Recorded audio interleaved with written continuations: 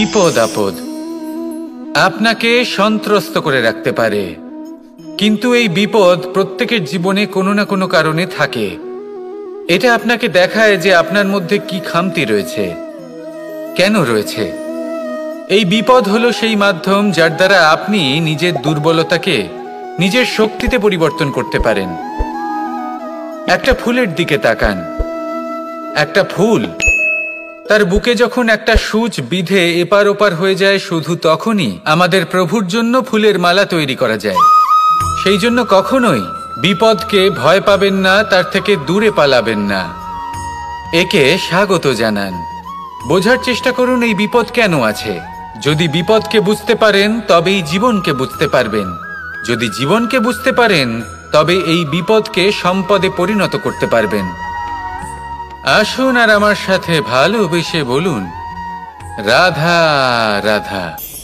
পরিকল্পনা অত্যন্ত গুরুত্বপূর্ণ, এটা আমাদের জীবনে অত্যন্ত আবশ্যক, এটা আমাদের জীবনে।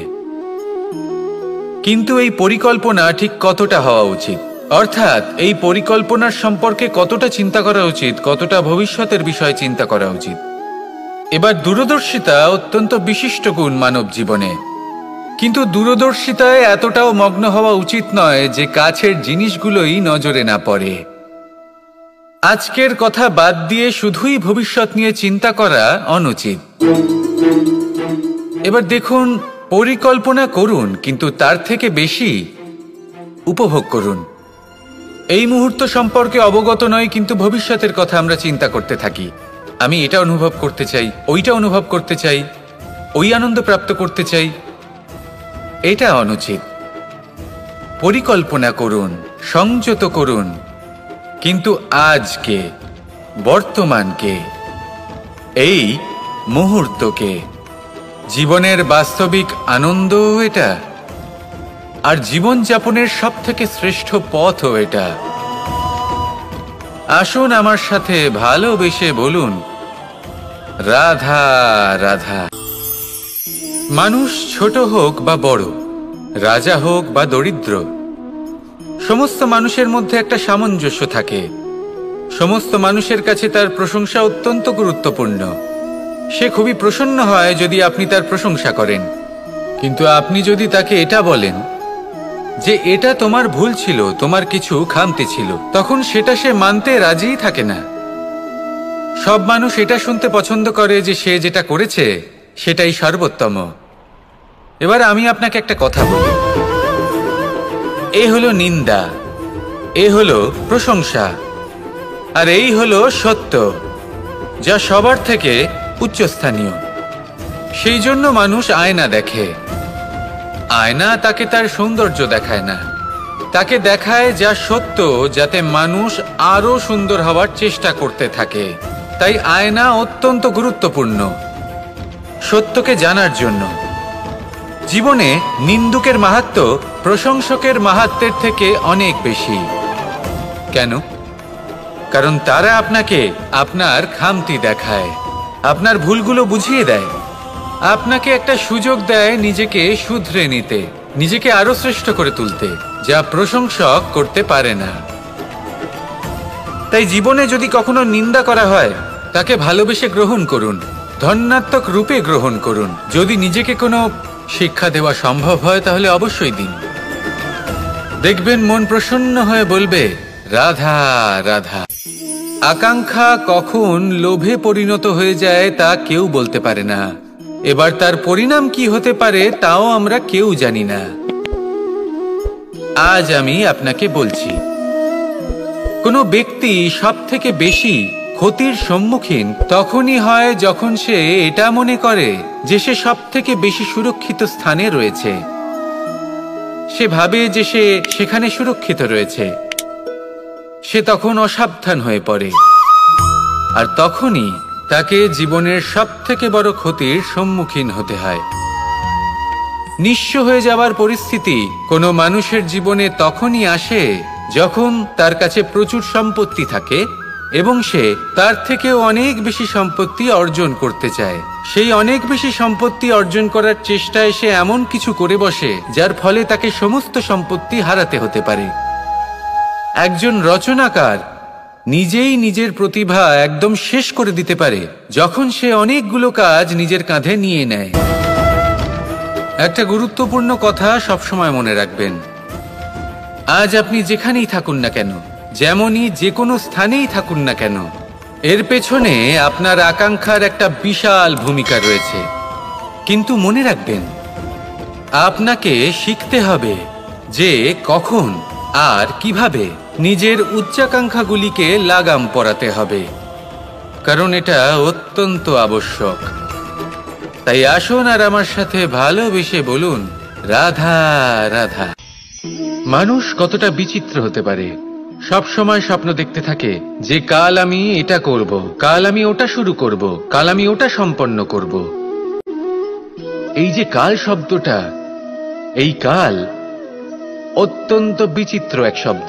আমরা সবসময় এটাকে আসতে দেখতে পাই, কিন্তু এটা আসাতে বর্তমানে পরিণত হয়। আবার আজ নতুন কাল দেখতে পাই, তার জন্য অপেক্ষা করি, যখন সেটা সামনে আসে বর্তমানে পরিণত হয়। এই কাল সবসময় একটা মিথ্যে সান্ত্বনা দেয় যে সে আসছে, কিন্তু সে কখনোই আসে না। যেটা আপনার হাতে রয়েছে তা হলো আজ, বর্তমান। তাই যা করার আছে, যা সম্পন্ন করতে চান, যা শুরু করতে চান, আজ করুন, বর্তমানে করুন। কারণ আজ আপনি যা করবেন সেটাই আপনার ভবিষ্যৎ নির্ধারিত করবে। ভবিষ্যতের বিষয় ভাবতে থাকলে ভবিষ্যৎ সুন্দর হবে না। আজ কর্ম করতে হবে। তাই আজ বর্তমানে জীবনযাপন করুন, কর্ম করুন, আর আমার সাথে ভালোবেসে বলুন, রাধা রাধা। সৌন্দর্য।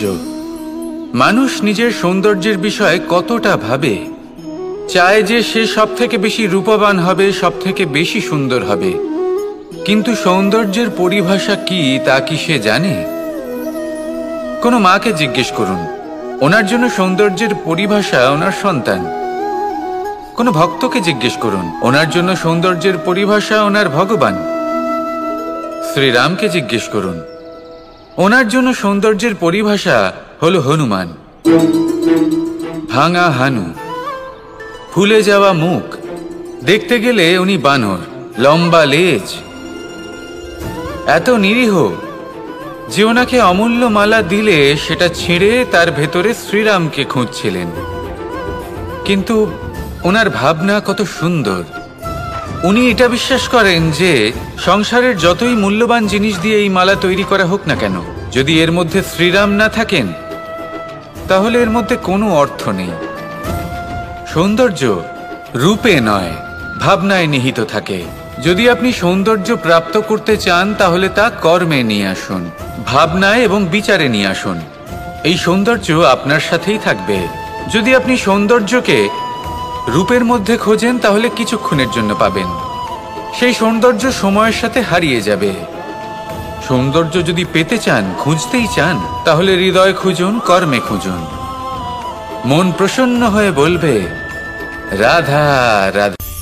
আমরা সকলেই কামনা করি, আমরা সবাই সেটা প্রাপ্ত করতে চাই যা আজ পর্যন্ত কেউ প্রাপ্ত করেনি, সেটা পেতে চাই যা আজ পর্যন্ত কেউ পেতে পারেনি, সেটাই কাছে রাখতে চাই যা আজ পর্যন্ত কখনো আমরা পাইনি।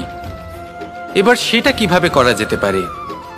যদি আপনি সেটা প্রাপ্ত করতে চান যা আজ পর্যন্ত আপনি কখনো পাননি, তাহলে আপনাকে সেটা করে দেখাতে হবে যা আজ পর্যন্ত আপনি কখনো করেননি। সেই চেষ্টা করতে হবে যা আজ পর্যন্ত কখনো করেননি, সেই পরিশ্রম করতে হবে যা আজ পর্যন্ত কখনো করেননি। তবেই আপনি সেটা পাবেন যা আজ পর্যন্ত কখনো পাননি। কারণ যেমন বীজ বপন করবেন তেমনই অঙ্কুর আপনি লাভ করবেন। আসুন আর আমার সাথে ভালোবেসে বলুন, রাধা রাধা। মানুষের মানসিকতা এমন হয় যে সে যতটা করে আশা করে যে তার থেকে অনেক বেশি তার বদলে সে পাবে। দেখুন, সবকিছুই আপনার ভাবনা চিন্তার উপর নির্ভর করছে। আপনি যদি ফলের বিষয়ে ভেবে কর্ম করতে থাকেন তাহলে সেটা অনুচিত। জীবনের আসল আনন্দ হলো নিজের কর্ম করতে থাকা, ফলের চিন্তা করা উচিত নয়। যদি আপনি এরকম ভাবেন যে আমি এতটা করছি, আমার এতটা পাওয়া উচিত, সেই ভাবনা অনুচিত। যদি আপনি সেবার মানসিকতা নিয়ে কর্ম করতে থাকেন, কর্মচক্রে প্রবাহিত হন, যদি আপনি এমন ভাবনা রাখেন যে আমি এতটা পাচ্ছি, তাই এর থেকে অনেক বেশি আমি কর্ম করব, তাহলে নিশ্চিত রূপে আপনি যতটা করছেন তার থেকে অনেক বেশি আপনি পাবেন। আপনার আশার থেকে অনেক বেশি আপনি পাবেন। শুধু জীবনে অনেক বেশি কাজ করতে থাকুন, ফলের চিন্তা করবেন না। আর মনে রাখবেন, এই ভাবনাই সব থেকে বড় বীজ। কর্মের উপর বিশ্বাস রাখুন। জীবনে যা যা আপনি চান সবই সুখময় হবে। আসুন আর আমার সাথে ভালোবেসে বলুন, রাধা রাধা। ধন মানুষের জীবনের সব থেকে বড় প্রয়োজনীয়তা, সেই অস্ত্র যার দ্বারা মানুষের জীবনের অনেক সংকট দূর করে দেওয়া যেতে পারে, সেই মাধ্যম যার দ্বারা সংসারের সমস্ত জাগতিক সুখ স্বাচ্ছন্দ্য লাভ করা যেতে পারে। কিন্তু ধনের দ্বারা আমরা সব কিছু লাভ করতে পারি না। জাগতিক স্বাচ্ছন্দ্য আমরা লাভ করতে পারি, কিন্তু সুখ লাভ করতে পারবো না। সুখের উপকরণ আমরা লাভ করতে পারি, কিন্তু সুখের অনুভূতি লাভ করতে পারবো না। আনন্দ, সন্তোষ, প্রসন্নতা এগুলো ধন দ্বারা লাভ করা যায় না। কিন্তু হ্যাঁ, আনন্দ, সন্তোষ আর প্রসন্নতার সাথে যদি কোনো কাজ করেন তাহলে অবশ্যই ধন লাভ করবেন। তাহলে আসুন আর এই প্রসন্নতার সাথে বলুন, রাধা রাধা। মানুষের জীবনে সবসময় কিছু না কিছু ঘটে চলেছে। কখনো ভালো কিছু ঘটে, আবার কখনো দুর্ঘটনা ঘটে। এবার যখনই কোনো দুর্ঘটনা ঘটে, মানুষ ঈশ্বরের কাছে প্রার্থনা করে যে, হে ঈশ্বর, আমাকে রক্ষা করুন, এই বিপদ থেকে আমাকে উদ্ধার করুন। বা সে সেই সমস্ত দোষ চাপিয়ে দেয় নিজের প্রারব্ধ, নিজের ভাগ্যের ওপর। কিন্তু যদি আপনি গভীরভাবে ভাবেন, তাহলে প্রত্যেক দুর্ঘটনা, বাধা এবং বিপদ আপনার জীবনে শুধু একটাই উদ্দেশ্য নিয়ে আসে, আপনাকে আরো যোগ্য করে তোলার জন্য। যদি আপনাদের একটা উদাহরণ দিই, বর্ষার ঋতুতে যখন প্রচন্ড মাত্রায় বৃষ্টি পড়ে, ছাদ থেকে জল পড়তে থাকে, তখন আপনি নিশ্চিত করে নেন, স্থির করে নেন যে এবার আমি এই ছাদকে নতুন করে বানিয়ে তুলব, আরো শক্তিশালী বানিয়ে তুলব, আরো দৃঢ় বানাবো। আপনার জীবনে যখন কোনো অসুখ করে, তারপর আপনি জীবনে আরো সাবধানী হয়ে যান, আরো সতর্ক হয়ে যান, স্থির করে নেন যে এটা যেন দ্বিতীয়বার না হয়। ঠিক কিনা? এই বিপদ, এই দুর্ঘটনা, এই সংকট, এগুলো জীবনে আসবে আপনাকে আরো শ্রেষ্ঠ করে তোলার জন্য। এবার এটা আপনার ওপর। আপনি একে ভাগ্যের পরিহাস বলে মনে করবেন, নাকি ঈশ্বরের সংকেত মনে করবেন, যিনি আপনাকে আরো শ্রেষ্ঠ করে তুলতে চান। সিদ্ধান্ত আপনারই। আসুন আর আমার সাথে ভালোবেসে বলুন, রাধা রাধা। সংসারে দুই ধরনের পথ হয়, উচিত পথ আর অনুচিত পথ। একটা শুভর দিকে নিয়ে যায় আর একটা অশুভর দিকে নিয়ে যায়। অনেক সময় অজ্ঞানতাবশত জীবনে আমরা সেই পথ নির্বাচন করে নিই যা আসলে অনুচিত। তারপর নিজেকে আশ্বস্তও করে ফেলি যে এই পথেই চলতে হবে, এখান থেকে ফেরার পথ নেই। কিন্তু যদি সত্যি বলি, তাহলে এটা শুধুই আপনার ভ্রম। আপনার মধ্যে শুধুমাত্র একটু দৃঢ়তার অভাব আছে, তা জাগ্রত করুন আর বাড়িয়ে তুলুন। আপনি দেখবেন এই সংসারে এমন কোনো পথ নেই যেখান থেকে ফিরে আসা সম্ভব নয়। এমন কোনো মানসিকতা নেই যা বদলানো সম্ভব নয়। যদি আজ এই মুহূর্তে আপনার মনে হয়ে থাকে যে আপনি কোনো অনুচিত পথে আছেন আর আপনি কোনো শুভ পথে যেতে চান, তাহলে ওখান থেকে ঘুরুন আর ফিরে আসুন, আবার সেই মোড়ে ফিরে আসুন আর সেই পথ নির্বাচন করুন যা আপনার জন্য শুভ। একটু সময় অবশ্যই লাগবে, কিন্তু নিশ্চিত রূপে আপনার উদ্দেশ্য এবং আপনার গন্তব্য এই দুই অনেক শ্রেষ্ঠ হয়ে উঠবে। তাহলে আসুন আর আমার সাথে ভালোবেসে বলুন, রাধা রাধা। কোনো গাছের গায়ে লেগে থাকা ফলকে দেখুন, সে কতটা সুখী অনুভব করে, কতটা সুরক্ষিত অনুভব করে। তার যে খাবারের প্রয়োজন পড়ে তা সে গাছের শিকড় থেকে পেয়ে যায়। গাছের শাখা, ডাল তাকে সাহায্য করে থাকে, পাতা তাকে আশ্রয় দেয়, ওকে ছায়া প্রদান করে। কিন্তু সেই ফল যদি ওখানেই থাকে, তাহলে কি হবে? উচিত হবে না। ওই ফলকে ছেড়ে পড়ে যেতে হবে, মাটিতে পড়তে হবে, সেটা ফেটে যেতে হবে, নিজের বীজকে মাটির নিচের অন্ধকারে পৌঁছে দিতে হবে। তারপর সে রূপ পাল্টাবে আর এক অঙ্কুরে রূপান্তরিত হবে। অঙ্কুর যা বৃক্ষে রূপান্তরিত হবে, বৃক্ষ, যা অনেক ফলকে জন্ম দেবে। সেইভাবেই আপনি জীবনে যদি মহান কিছু করতে চান, শ্রেষ্ঠ কোনো কাজ করতে চান, তাহলে আপনাকে সুরক্ষা ক্ষেত্র থেকে বেরিয়ে আসতেই হবে আর কর্ম করতে হবে। দেখুন, সোনাকেও কুন্দন হবার জন্য তপ্ত হতে হয়। আপনাকেও মহান হবার জন্য কর্ম তো করতেই হবে। তাই কর্ম করুন, মহান হয়ে উঠুন, আর আমার সাথে ভালোবেসে বলুন, রাধা রাধা। কখনো কোনো চাতক পাখিকে দেখেছেন? কথায় আছে যে বছরে মাত্র একবার সে তার তৃষ্ণা মিটিয়ে থাকে, আর তাও আকাশে ভেসে থাকা মেঘের দ্বারা ঘটানো বৃষ্টির জলের ফোঁটা থেকে। আর কোথাও থেকে সে তার তৃষ্ণা পূরণ করে না। সারা বছর সে নিদারুণ গরম সহ্য করে, তীব্র শীতও সহ্য করে, শুধু এই আশা নিয়ে যে বছরে একবার অন্তত সেই মেঘের ঘন ঘটা হবে, বৃষ্টি হবে, আর সে তার তৃষ্ণা নিবারণ করবে। এটা আসলে কি? এটা আসলে বিশ্বাস। সেই বিশ্বাস যে বছরে একবার সেই মেঘ আসবে তৃষ্ণা নিবারণ করতে। যেমন দেখুন, একটা সূর্যমুখী ফুল সারা রাত অন্ধকারের সাথে যুদ্ধ করে, কারণ তার বিশ্বাস যে ভোরবেলায় সূর্য তাকে অবশ্যই দর্শন দেবেন। সেটাও বিশ্বাস ছিল যার উপর ভরসা করে মনু একটা নৌকা নিয়ে বেরিয়ে পড়েছিলেন এবং সমস্ত সৃষ্টিকে প্রলয়ের হাত থেকে বাঁচিয়েছিলেন। সেটাও ছিল ভালোবাসার প্রতি বিশ্বাস, যার উপর ভরসা করে বানর এবং ভাল্লুক সেনা নিয়ে শ্রীরাম আক্রমণ করেছিলেন সমস্ত বরদানপ্রাপ্ত অসুরগণ এবং রাক্ষসগণের লঙ্কায় এবং জয় লাভ করেছিলেন। এই বিশ্বাসই হল এই বিশ্বের আশা। বিশ্বাস রাখুন যে আপনি হলেন সর্বশ্রেষ্ঠ এবং শুধুই নিজের কর্ম করতে থাকুন। এই বিশ্বাসের আশাই আপনাকে প্রতি মুহূর্তে বল প্রদান করবে। এ হলো আমার বিশ্বাস। আসুন আর আমার সাথে ভালোবেসে বলুন, রাধা রাধা। ভোজন। এই সংসারে যেই হোক না কেন, কোনো মানুষ হোক, কোনো প্রাণী হোক, কোনো কীট হোক বা কোনো বনস্পতি হোক, প্রত্যেকের জন্য ভোজন অতি আবশ্যক। কারণ ভোজন থেকেই শক্তি পাওয়া যায়, আর সেই শক্তি দিয়েই সংসারের, আমাদের জীবনের সমস্ত কার্য করা যায়। এবার এমন এক ধরনের শক্তি হয় যা শীতের ঋতুতে সূর্য থেকে আমরা পেয়ে থাকি, আর আরেক ধরনের উত্তাপ হয় যা দিয়ে ভোজন রান্না করা হয়, সুস্বাদু নানান ধরনের ভোজন। এবার অত্যন্ত গুরুত্বপূর্ণ হলো যে ব্যক্তি সেই ভোজন বানাচ্ছেন তার মানসিক পরিস্থিতি এবং সেই ব্যক্তি যিনি ভোজন গ্রহণ করছেন তার মানসিক অবস্থা। যখনই আপনি ভোজন বানাচ্ছেন তখন ভালোবাসার সাথে কাজটা করুন, ধন্যাত্মক ভাব নিয়ে, সৎ ভাবনার সাথে। কারণ আপনার এই মানসিক স্থিতি শক্তির আকারে সেই খাদ্যের সাথে মিলে মিশে যায়। আর যখনই আপনি ভোজন গ্রহণ করছেন তখন সদ্ভাবনার সাথে, প্রসন্নতার সাথে গ্রহণ করুন, ধন্যাত্মক ভাব নিয়ে।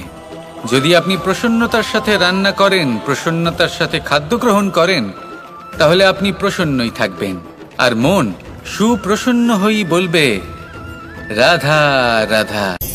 সংসারের বিভিন্ন ক্ষেত্রে আপনি অনেক কিছুই দেখতে পাবেন। যে কোনো খেলা, কোনো নাটক দেখতে পাবেন, কেউ কোনো খেলা খেলছে তা দেখতে পাবেন, আর দর্শকগণ এই দেখে অত্যন্ত আনন্দ লাভ করেন, হাততালি দিতে থাকেন, প্রশংসা করতে থাকেন, নিজের অন্তরের উৎসাহ প্রকাশ করতে থাকেন। কি দেখে করেন? সেই সমস্ত খেলোয়াড়দের দেখে করেন যারা এই খেলাটা খেলছে, তাই না? কিন্তু অনেক সময় সেই খেলোয়াড়রা সেই খেলার আনন্দ উপভোগ করতে পারেন না, কারণ ওনারা চাপা পড়ে যান তাদের কামনার চাপে। জয় লাভ করার কামনা, প্রথম স্থান লাভ করার ইচ্ছে, প্রতিযোগিতায় সব থেকে এগিয়ে থাকার ইচ্ছে তাদেরকে এই খেলা উপভোগ করতেই দেয় না। সেই জন্য কখনো কখনো এই খেলোয়াড়দের থেকে অনেক বেশি আনন্দ উপভোগ করেন দর্শকগণ, যেখানে এই খেলাটা কিন্তু খেলছেন খেলোয়াড়রাই। আমি এটা বলছি না যে এই ইচ্ছে, এই আকাঙ্ক্ষা অনুচিত না, কিন্তু তার সাথে সেই খেলা, সেই কর্মের আনন্দ উপভোগ করাও অত্যন্ত গুরুত্বপূর্ণ। তাই সেটা উপভোগ করুন, যে উৎসাহ আপনি উপভোগ করছেন তা যাপন করা অত্যন্ত গুরুত্বপূর্ণ। দেখুন, সত্যি বলতে এটা কিন্তু আপনার অধিকারও বটে। আপনি যে কর্ম করছেন তার ফল তো আপনি অবশ্যই পাবেন। সেটা যখন আপনি পাচ্ছেন তখন আপনার তা উপভোগ করা উচিত। সেটাই করুন। জীবনে সফলতা এবং অসফলতা এরা আসা যাওয়া করতে থাকে। যখন সাফল্য আসবে তখন তা উপভোগ করুন, যখন অসফলতা আসবে তখন তার থেকে শিক্ষা লাভ করুন। সাফল্য আপনার কাছে আবার ফিরে আসবে। আর এই মন, আপনি তো জানেন, এই মন প্রসন্ন হয়ে বলবে রাধা রাধা। ব্যায়াম, এই শব্দ আমরা সকলে শুনেছি, আর এটা সারা জীবন আমাদের সাথেই থাকে কোনো না কোনো রূপে। যখন আমরা জন্মগ্রহণ করি, চলতে শিখি, প্রথমে আমরা হামাগুড়ি দিয়ে চলি, পরে চলতে চেষ্টা করি কিন্তু পড়ে যাই। তখন আমাদের বাড়ির গুরুজনেরা আমাদের আটকান না। ওনারা মনে করেন এইভাবেই আমাদের সন্তান চলতে শিখবে, এইভাবেই তার পা আরো মজবুত হবে, যা অত্যন্ত গুরুত্বপূর্ণ। এইবার জীবনকালে যতই আমরা এগোতে থাকি, এই ব্যায়াম বিভিন্ন রূপে আমাদের সাথেই থাকে। কিন্তু আপনি কি জানেন যে এই ব্যায়ামের তাৎপর্য আসলে কি? আপনি কি জানেন এই ব্যায়ামের মর্ম আসলে কি? যখনই আমরা এই ব্যায়াম করি, আমাদের শরীরের মাংসপেশি ক্ষয় হয়। প্রথমে তা ক্ষয় হয়, তারপর আবার তা নির্মিত হয়। আরো শ্রেষ্ঠ, আরো শক্তিশালী মাংসপেশি আমরা লাভ করি। অর্থাৎ এই ব্যায়াম হলো সৃজনের বিজ্ঞান। এই ব্যায়াম আমাদের জন্য অত্যন্ত আবশ্যক।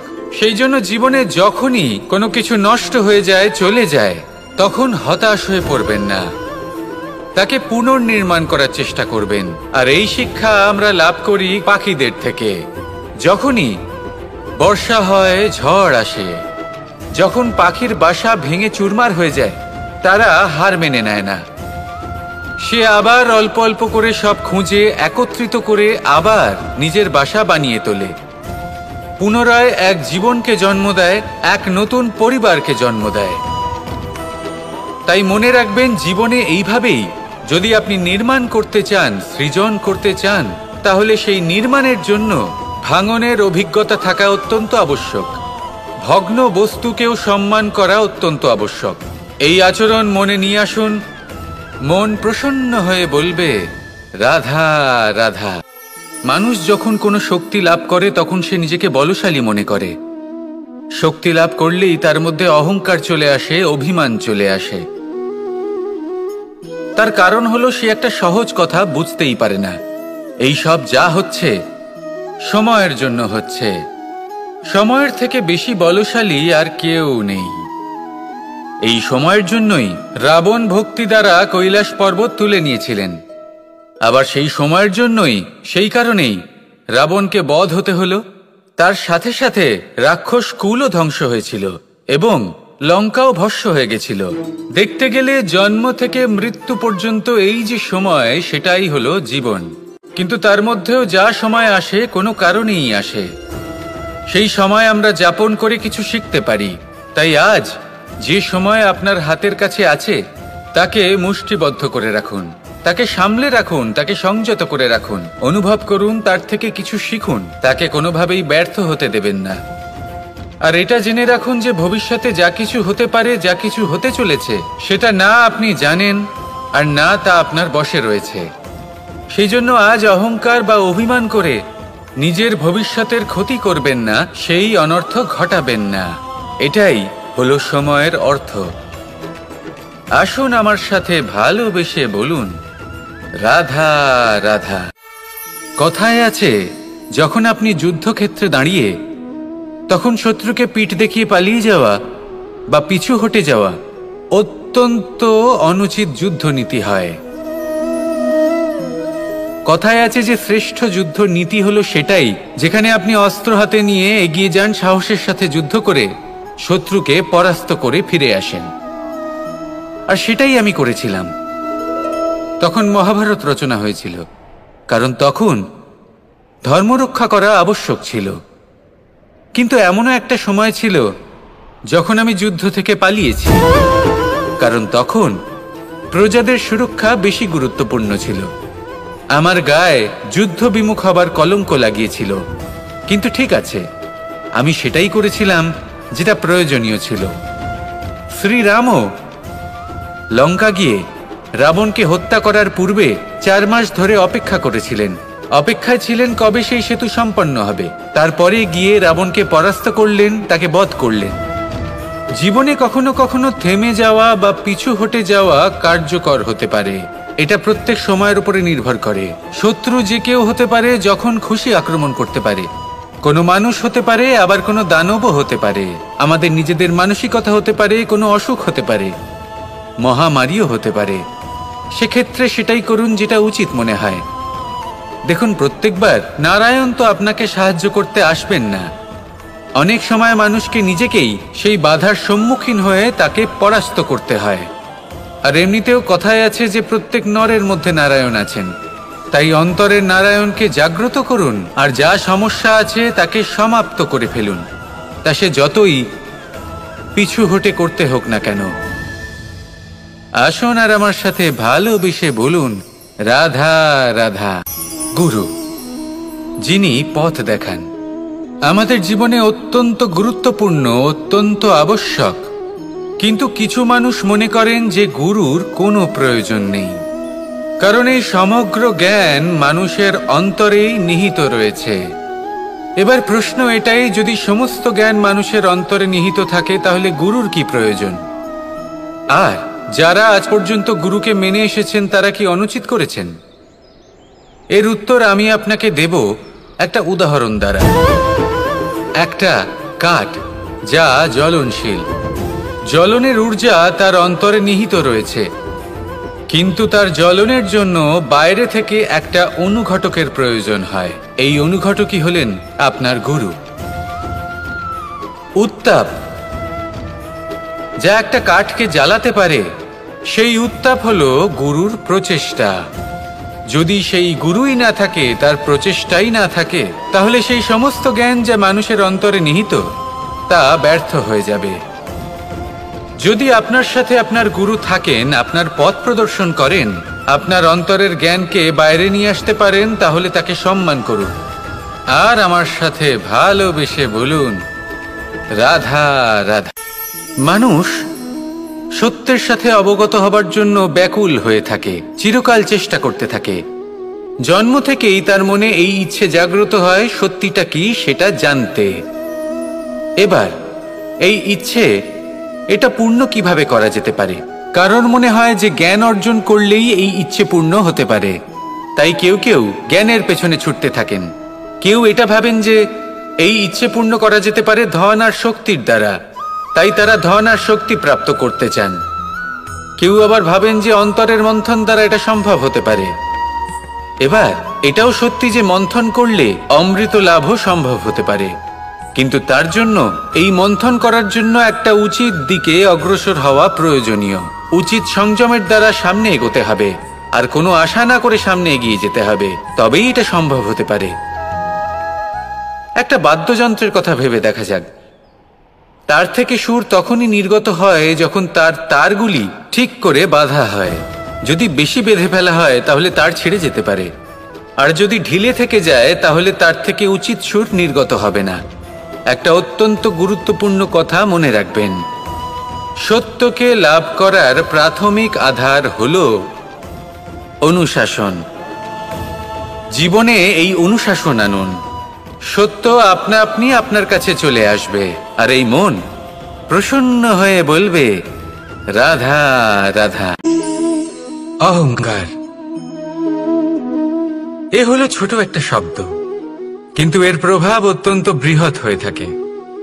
আর সব থেকে বড় সমস্যা হলো, মানুষ আজ অবধি বুঝতেই পারেনি যে এই অহংকারের বাস্তব রূপ কিরকম। কেউ একে গর্বের নাম দেন, কেউ একে আত্মসম্মানের নাম দিয়ে থাকেন, এবং কোথাও একটা এমন সময় চলে আসে যখন সময় এই অহংকারকে ভেঙে খান খান করে দেয়। আর তখন না গর্ব আপনাকে বাঁচাতে পারে, না আপনার আত্মসম্মান। এখন যদি আপনাকে উদাহরণ দিই, তাহলে যেখানে আপনি বসে আছেন সেই ঘরেই ওপরে তাকান, সেই ছাদের দিকে। যদি এই ছাদ অহংকার করতে থাকে যে দেখো আমি তো সব থেকে উঁচু জায়গায় আছি, আমার চেয়ে ওপরে আর কেউ নেই, আমি এই ঘরে থাকা সমস্ত ব্যক্তিকে ছায়া প্রদান করি, যদি এই অহংকার এসে যায় তাহলে কি? একবার ভেবে দেখুন, যদি পরের দিন তার উপর আরো একটা তলা বানিয়ে দেওয়া হয় তাহলে কি? এই ছাদ যার নিজের উঁচু হবার অহংকার ছিল, যে সব থেকে ওপরে ছিল, সে এবার পায়ের তলায় চলে এসছে। এটাই হয়ে থাকে। মনে কখনোই অহংকার পোষণ করবেন না। যদি মনের মধ্যে কিছু রাখতে চান তাহলে প্রেমের ভাব রাখুন, স্নেহ রাখুন। এই অহংকারকে আপনি যা ইচ্ছে নাম দিন, গর্ব হোক, আত্মসম্মান হোক, এর দ্বারা আপনার কোনোভাবেই কোনো লাভ হবে না। তাহলে এই অহংকারকে ত্যাগ করুন আর আমার সাথে ভালোবেসে বলুন, রাধা রাধা। কখনো কোনো বৃক্ষকে দেখেছেন? এই ধরিত্রী থেকে ততটুকুই জল নেয় যতটুকু তার প্রয়োজন।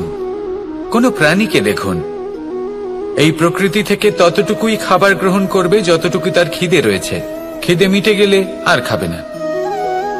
এবার মনুষ্যকে দেখুন, সে নিজের জীবনে যা কিছু পেয়েছে, বস্তু, ধন, খাবার, শক্তি, প্রয়োজনের থেকে অনেক বেশি লাভ করার চেষ্টা করে থাকে।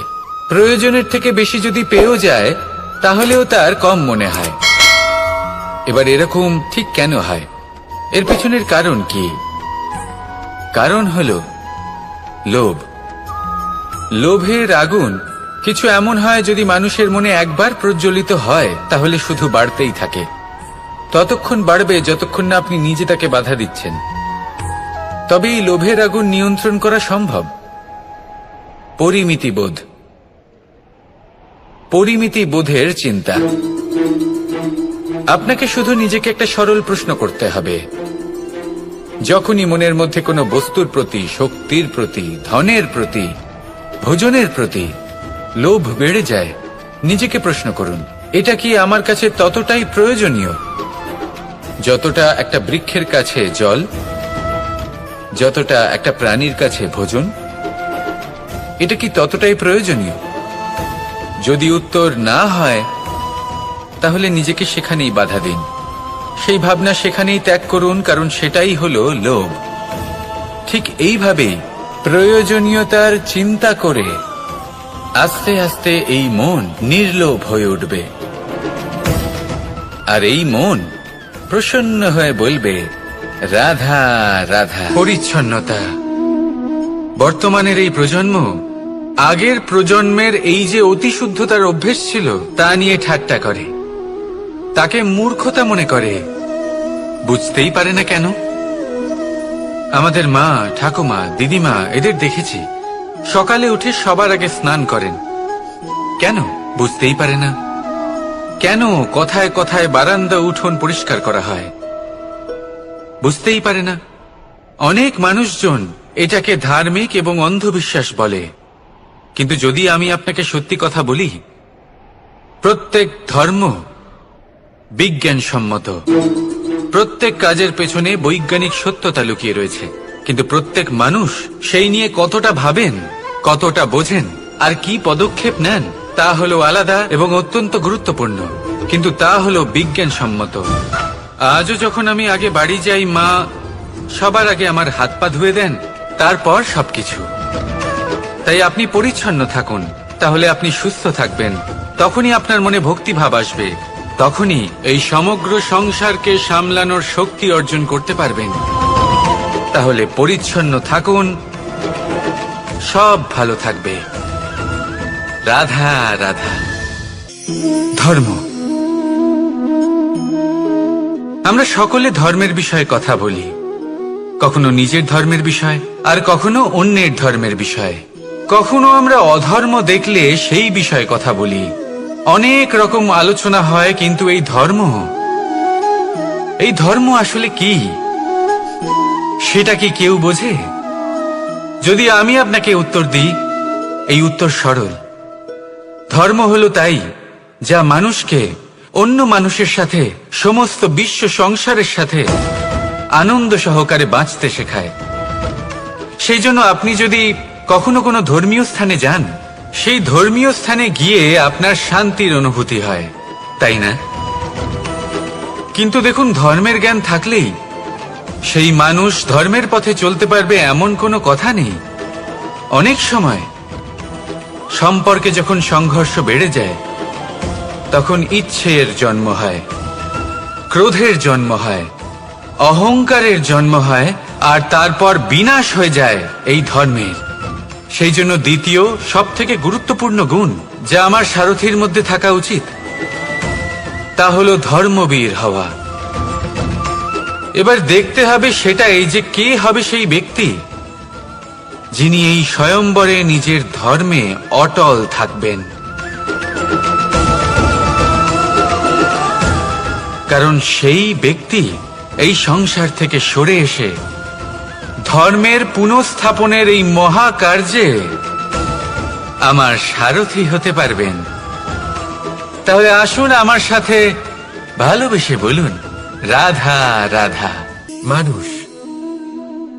মানুষ কতটা শক্তিশালী হয়, তার কতটা সামর্থ্য রয়েছে, সে কতটা প্রতিভাশালী হয়, এটা হয়তো বলার কোনো দরকারই নেই।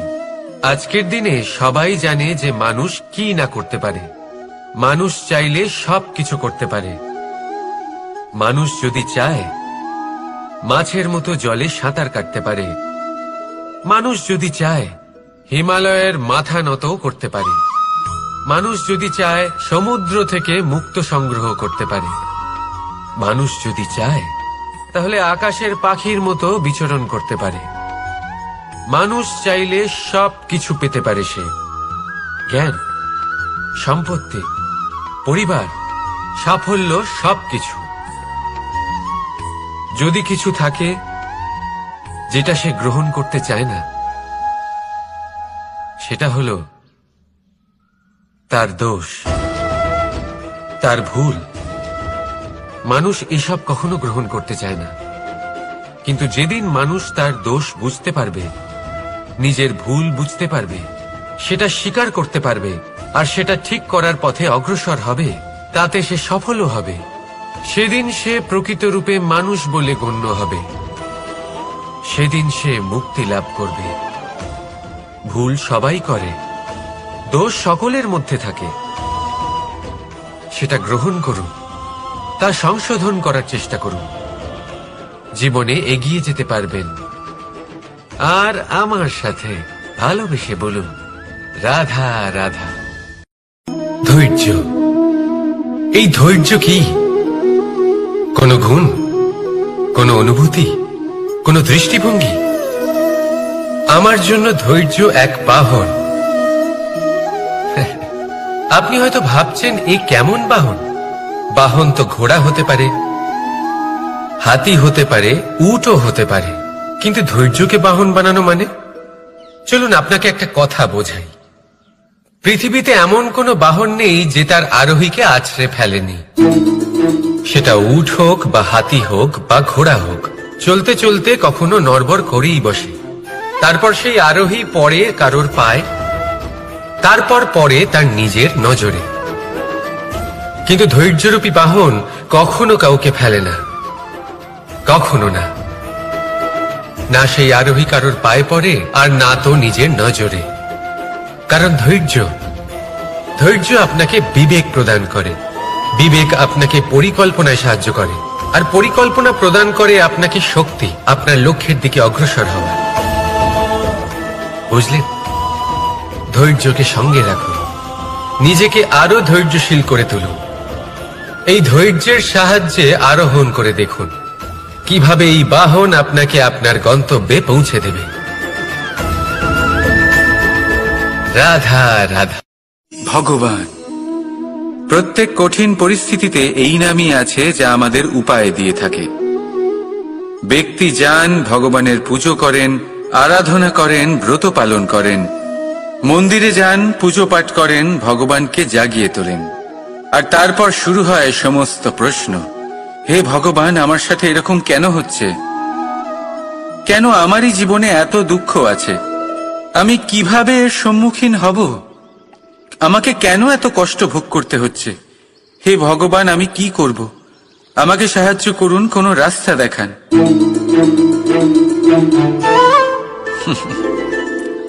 চলুন আমি আপনাকে একটা প্রশ্ন করি। মন্দিরে যাওয়ার চেষ্টা করার আগে আপনি কি জীবনে ততটা চেষ্টা করেছেন যতটা সেই সমস্যাকে দূর করার জন্য দরকার ছিল? দ্বিতীয় প্রশ্ন, ভগবানকে জাগানোর পূর্বে আপনি কি নিজেকে জাগিয়ে তুলেছেন? আপনি কি আলস্য ত্যাগ করেছেন? তৃতীয় প্রশ্ন, ভগবানকে জিজ্ঞাসা করার আগে আপনি কি নিজেকে জিজ্ঞাসা করেছেন যে আমি কেন এত অসফল হচ্ছি? যদি না করে থাকেন তাহলে সবার আগে এটা করুন।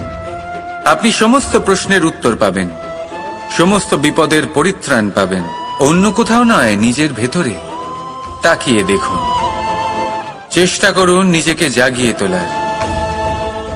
আপনি সফল অবশ্যই হবেন, কারণ এই পরমাত্মা, ওই পরমেশ্বর, ওই পরব্রহ্ম আপনার মধ্যেই তো আছে। রাধা রাধা।